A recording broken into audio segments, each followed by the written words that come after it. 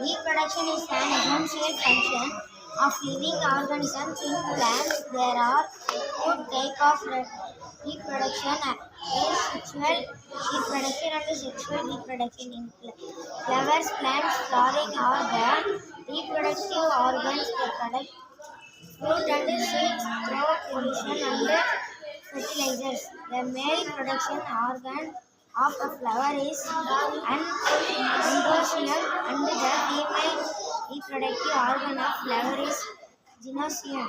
Transform of plant grains from the another to stigma is called pollution.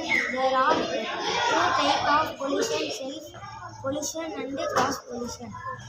Agents like wind, water, acid, and animal or air or pollution and are known as pollution. After